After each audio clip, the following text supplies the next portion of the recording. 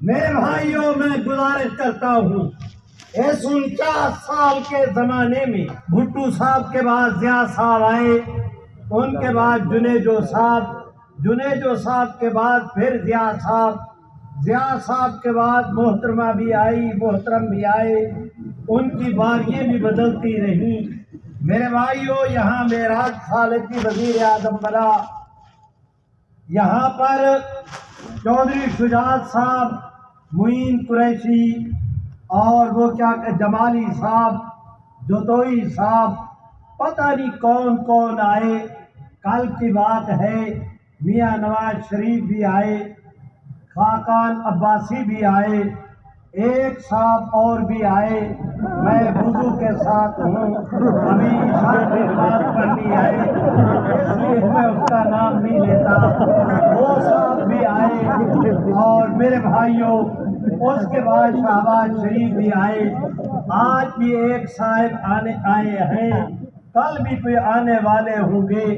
مجھے ان حکمرانوں کا بھی پتا جنہوں نے قادیانیوں کو اپنا بھائی کہا، مجھے ان حکمرانوں کا بھی پتا کہ کل شہباز شریف جاتے جاتے قادیانیوں کو ریلیف دے رہا تھا، قومی اسمبلی میں اس تیزی کے ساتھ بل منظور کرا لیا گیا۔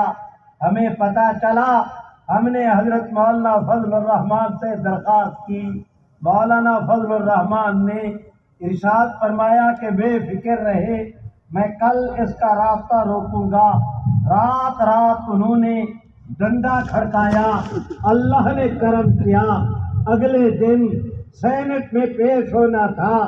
جو اس بل کو پیش کرنے والے تھے، مولانا نے ان کے دل دماغ پہ اپنی حقانیت کا وہ گرز برسایا کہ شام کو نتیجہ دیکھا دنیا نے کہ کفر ہار گیا، اسلام جیت گیا۔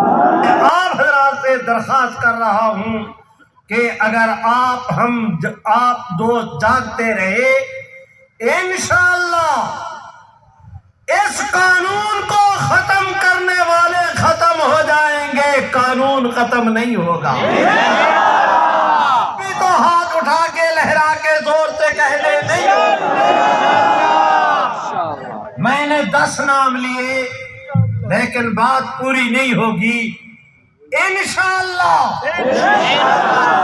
ان کافروں کے مقابلے میں اکیلا فضل الرحمان کافی ہے۔